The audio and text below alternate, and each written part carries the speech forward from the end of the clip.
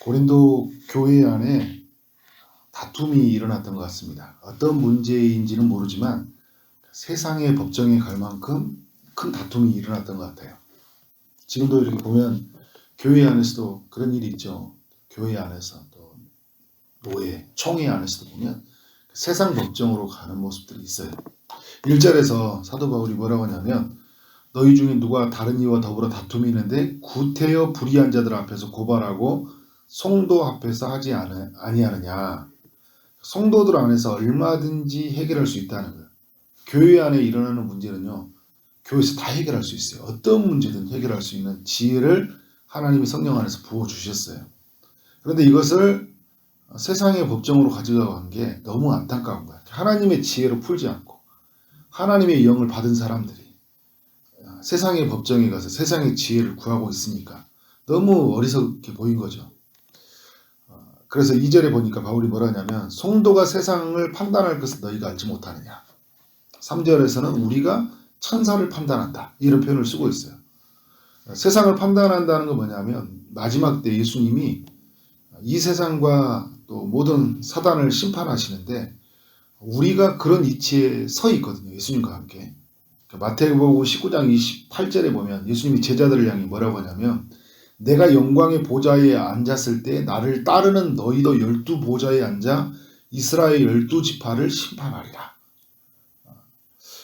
그리고 이 3절에서 우리가 천사를 판단할 것은 너희가 알지 못하냐 할 때는 이 천사는 일반 천사를 말하는 게 아니라 교만에 대해서 타락한 천사를 말하고 있어요. 사단을 말하는 거죠.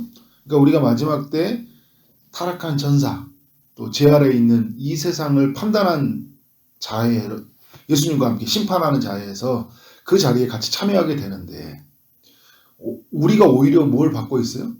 세상의 판단을 받고 있으니까 이치가 바뀌었다는 거예요. 요한계시록 2장에 보면 우리가 만국을 다스리는 권세를 주셨다는 거예요. 세상을 다스리는 권세를 하나님의 사람들에게 주셨는데 우리가 세상의 다스림을 받고 있으니까 너무 어리석은 모습을 보여주고 있다는 거예요. 교회가. 5절의 말씀을 보면 너희 가운데 그 형제 간의 일을 판단할 만한 지혜 있는 자가 이같이 하나도 없느냐. 그러니까 지금 이런 일이 터졌는데 아무도 이 분별력 있게 우리가 어떤 사람들입니까? 교회는 어떤 사람들입니까? 어떻게 세워진 것입니까? 그 뜻을 정확하게 전달해주고 하나님 앞에 서게 한 사람이 아무도 없는 거예요. 그냥 뭐예요? 흐르는 분위기에 다 휩쓸려가지고 그래? 이거는 이 정도 죄는 법정으로 가야 되겠네. 교회에서 해결 못하지. 나한테 끼어들지 마.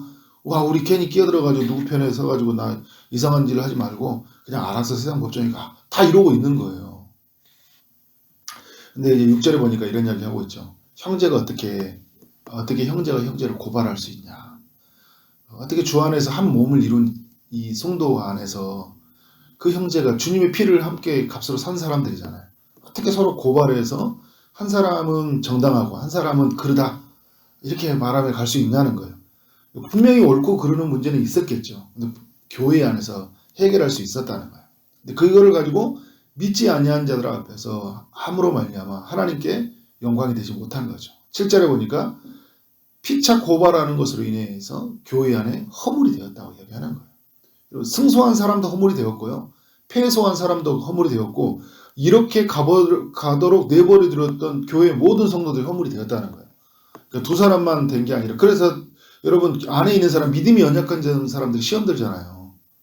그리고 그걸 바라보는 다음 세대가 어떻게 될까요? 교회는 이런 것이구나. 물고 뜯고 하면서 큰 소리 치는 사람이 이기는 거고 그죠? 그러면서 또 교회 안에서 보면 잘못한 사람들은 이렇게 세상 법정에 가서 엄청나게 비참한 꼴이 되는구나. 이제 이런 걸 배우게 되는 거죠. 그러니까 세상 사람들이 바라보면서 또 어떻게 생각해요? 교회 사람들, 또 예수 믿는 사람들이 정말 저희도 보면 똑같아. 막 이렇게 되면서 어떻게 된 거예요? 허물이 되어버리는 거예요. 결국 아무것도 얻는 게 없어요. 이게 이제 그 사도 바울은 뭐라냐면 하나님께 불의한 것이다. 9절부터 쭉 이야기를 하고 있어요. 그러니까 8절부터 쭉 이야기하고 있는 거죠. 불의한 자들은 9절 10절에서 하나님의 유혹을 받지 못한 자다. 그들이 음행하는 자, 우상 숭배하는 자, 간음한 자들, 탐색하는 자, 남색하는 자, 도적, 탐욕 부리는 자, 술 취하는 자들, 모욕하는 자들, 속여 빼앗는 자들은 하나님 나라의 유업을 받지 못하는데 지금 교회 안에 일어나는 이 지금 소송에 관한 문제가 불의한 자를 말하면서 갖지 못한다는 거예요. 하나님 나라를 유업으로 받지 못한다는 거예요. 그러면 하나님 나라 유업을 받지 못한다는 게 뭐 지옥 간다는 이야기, 이런 이야기는 아니죠. 하나님께서 이 땅에 있는 동안 교회 가운데 부어주시고 각 사람 성도 안에서 부어주시는 그런 축복과 은혜를 못 누린다는 거예요. 부어주신 걸 우리가 어떻게 하는 거예요? 죄를 저지른 말이며 교회 가운데서 풍성하게 그 은혜가 나타나야 되는데 우리의 불의한 모습이 나타나니까 그 복을 못 누리잖아요. 하나님 안에서 주시는, 하나님 나라 안에 주시는 의와 희락과 화평이잖아요. 하나님이 주시는, 우리로부터 죄로부터 씻어주시는 그런 풍성함들, 그 은혜 안에서 주시는 그 영광스러움들을 교회가 누리지 못해요. 그러니까 날마다 교회 안에 있으면 힘들죠. 교회 안에 있으면 이렇게 숨 막히고 힘든다는 거예요. 하나님의 복을 못 누리는 거잖아요. 유업을 못 누리는 대표적인 모습이라고 할 수 있는 거예요. 부끄러운 구원으로 하나님 앞에 서는 거죠. 이런 모습을 지금 고린도 교회가 겪고 있다. 그래서 여러분, 우리도 지금 보면 고린도 교회 안에 일어나는 문제가 얼마나 이 땅에 있는 교회 가운데 일어나는지 몰라요. 교회가 세워지고 나서부터. 지금도 많이 일어나잖아요. 성도 간의 싸움이 일어나서 법정에 가고 또 목사와 성도 간의 싸움이 일어나서, 저 수원의 연희교회에 이렇게 가보면 앞에 막 철조망 쳐져 있어요. 성도가 싸움이 막 일어나가지고 큰 이제 문제가 생겼어요. 문제가 생긴 거를 지혜롭게 풀 만한 사람이 없어요. 노예나 다른 데서 어떻든 연결이 돼가 이 부분을 풀어가야 되는데 그렇지 못하고 어마어마한 일들이 막 일어났죠. 어떻게 해야 되는가? 세 가지로 여러분과 한번 나눠보면요. 첫 번째는 어떻든 간에 우리 교회는 다투지 않아야 되겠죠. 이렇게 가서 다투지 않아야 돼요.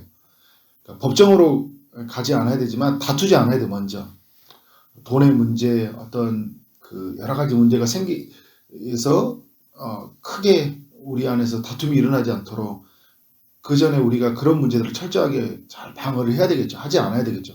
형제와의 관계는 싸움의 대상이 아니다. 동력의 대상이고 상호 우존의 대상이에요. 상호 보완의 대상이잖아요. 협력의 대상이잖아요. 도움의 대상이에요. 우리가 싸워야 될 것은 혈과 육이 아니에요. 공중권세 잡은 자들. 우리의 마음을 부추기는 악한 사단과의 싸움의 대상이지 성도는 싸움의 대상이 아니라 국률의 대상이에요. 사랑의 대상이에요. 믿음이 연약한 자가 또 혹 실수하면 그 허물을 덮어주면서 있잖아요. 그러니까 죄를 없애라는 게 아니에요. 중요한 것은 우리의 뭐냐면 공의보다 공의로워야 되죠. 그런데 사랑이 전제돼야 되죠. 그러니까 세상의 법에 가기 전에 항상 사랑이 교회 안에 있어야 된다. 그 사랑으로 얼마든지 이겨낼 수 있고 그 사랑 속에서 공의로움을 잘 펼쳐나가야 되겠죠. 그래서 깨지지 않도록, 구경거리가 되지 않도록 우리 이제 교회 안에서 그런 다툼이 되지 않도록 가야 된다. 두 번째는 그 다툼이 일어날 때 잘 해결하도록 우리가 해야 되죠. 이제 본의 아니게 인간이 가지고 있는 죄성에 의해서 다툴 수가 있어요. 이제는 내가 가지고 있던 과거의 본성이 확 나타나서 화낼 수도 있고 또 다툼이 커질 수도 있죠. 그런데 여러분, 이게 다툼이 커지려고 할 때 어떻게 해야 돼요? 잘 해결하도록 우리가 지혜롭게 해야 되겠죠. 교회를 비판하고 판단하고 정죄하는 사람들이 있어요. 근데 여러분, 공동체의 덕을 세우고 잘 해결하는 사람들이 없는 걸 보게 돼요. 그러니까 요즘 시대에 교회가 잘못됐다, 교회가 이러면 안 된다 했는데 그런 문제가 일어나는 교회 속에서 잘 해결하도록 피스메이커 되는, 평화롭게 해결하는 사람들, 양쪽의 이야기를 잘 해결해가 교회 문제 이쪽에서 그 골마 터져 있는 문제를 어떻게 하면 정화시킬 수 있을지에 대해서 나가는 거, 또 이걸로 상처 입은 사람들을 품고 여러 군데에서 같이 하는 사람이 있어야 돼요. 다 뭐 하고 있어요? 간망만 하고 있어요. 비판만 하고 있어요. 판단만 하고 있고 정죄만 하고 있는데 이 일을 위해서 기도하고 말씀 앞에 서 있고 이 일을 위해서 성도의 마음을 어루만지고 그 악을 막고 하는 사람들이 없다는 거예요. 그리고 고린도 교회가 그러고 있다고 지금 바울이 책망하고, 아무도 지혜롭게 해결할 자가 없냐 이렇게 이야기하고 있는 거잖아요. 그러니까 우리 안에서 이런 문제가 생겨나면 잘 해결되도록 하고, 제가 아까도 이야기했던 것처럼 어떤 일이 있더라도 소송으로 가게 하면 안 돼요. 무슨 일이 있더라도 소송으로 가도록 우리가 다 막아내야 돼요. 옆에 있는 사람들이 다 막아내야 돼요. 성도 안에서, 교회 안에서 무슨 일이 세상 법정으로 가려면 세상 법정에 가지 않도록. 왜냐하면 이것이 많은 사람들 앞에서 영광이 되지 못하고 또 우리의 다음 세대, 우리 믿음이 연약한 사람들이 다 넘어지니까 그런 부분에서 우리가 넘어지지 않게 하는 방법이 뭐냐. 그런데 또 죄가 드러났기 때문에 이 죄에 대한 부분들을 또 공의롭게 해결될 부분이 뭐냐. 근데 여러분 항상 사랑이 전제가 돼야 된다. 일반 세상의 법에서도 마찬가지예요. 그럼 교회 안에서만 소송 가지 말아야 이런 게 아니라 일반 사람들하고 우리가 세상 사람들 살아가면서도 가능하면 소송이 안 가도록 해야 돼요. 얼마든지 풀어갈 수 있는 지혜를 하나님의 백성들에게 주셨다는, 왕국을 다스리는 권세를 하나님의 백성들에게 주셨다잖아요. 왕 같은 제사장이라고 하잖아요. 근데 우리가 하나님의 법을 받은 사람이고 성령의 인치심을 받은 사람들인데, 그런데 뭘 우리가 세상에서 지혜를 구하고 있어요. 그러면 세상 법을 필요 없냐 이런 게 아니라 우리가 세상 법을 따라야 되죠. 세상 법은 우리가 질서를 지켜야 돼요. 근데 하나님이 해결할 수 있는 지혜를 우리가 주셨다니까. 가능하면 무슨 일이 생기면 시시비비를 법으로 갑시다 이렇게 가는 게 아니라 뭐예요? 얼마든지 해결할 수 있는 방법이고, 무언가 덕을 세우고 구원을 이루는 방법이 뭔가, 내가 좀 더 양보해서 포기해서 오히려 하나님의 덕을 세우는 것이 무엇인가로 가야 되겠잖아요. 웬만하면 법으로 가지 않는 것들이, 법 아래 살아야 되지만 법으로 모든 걸 해결하는 게 아니라 가장 상위법이 뭐예요? 하나님의 법이고, 또 이 땅에 주시는 사랑으로 다스려가라고 했으니까 우리가 나가야 된다. 세 번째는 뭐냐면 우리가 누구인지에 대한 정체성을 날마다 또 우리가 되새겨야 된다는 거예요. 11절에 보면 성도는 예수 그리스도의 이름과 성령 안에서 씻음과 거룩함과 의롭게 하심을 받은 자들이라고 이야기해요. 우리는 이런 자들이에요. 19절에 보면 이제 우리 전체에 대한 결론이죠. 몸에 대한 것들을 말하면서 우리는 성령의 전이고, 어제도 제가 말했던 거예요. 우리는 주님의 것이고, 어떻게 주님의 것이 되었어요? 값으로 산 것이 되었기 때문에 하나님께 영광이 돌리는 몸이 되어야 된다. 우리 성도의 모든 삶은 하나님께 영광이 되어야 된다는 거잖아요. 그러니까 우리는 그런 사람이야. 성령의 전이고 우리는 씻음 받은 사람이야. 이렇게 성령의 전이 되기 위해서 하나님의 긍휼하심을 입은 사람들이야. 하나님의 큰 사랑을 입은 사람들이에요. 그래서 여러분, 용서 못할 게 뭐가 어디 있어요? 우리 안에서 해결하지 못할 일이 뭐가 있어요? 주님이 이 땅에 십자가로 다 해결해 버리셨는데, 우리는 주님이 해결해 버리셨는데 해결하지 못하고, 주님이 다 용서해 주셨는데 용서하지 못하는 게 있고, 주님은 안에서 모든 가림의 모든 막을 다 해결하셨는데 우리는 그 안에서 가지고 있는 벽을 세우고, 그래서 다른 사람들을 상처를 주고 고통을 줄 때가 많이 있다. 오늘 이러한 정체성을 가지고 교회를 세워가고 연약한 자들을 믿음 안으로 세워가는 여러분 삶 되어지길 원합니다. 여러분을 통해 우리 모든 성도님들의 삶을 통해 세상에서 하나님의 영광이 온전하게 드러나기를 주의 이름으로 축원합니다. 아멘. 기도하도록 하겠습니다. 하나님 아버지, 고린도전서 6장을 통하여 우리 모두에게 교훈하여 주셔서 감사합니다. 하나님께서 주신 은혜가 우리 안에서 더욱 커져가기를 원합니다. 육체로 반응해서 살아가서 우리 안에 다툼이 일어나고 그것으로 인해 소송까지 가는 일이 없도록 우리를 붙들어 주옵소서. 하나님께서 우리를 이 땅에 죽어가는 영혼들을 구원하기에 파송한 자라는 것을 우리가 믿게 하시고 날마다 고백하며 나갈 수 있도록 인도하여 주옵소서.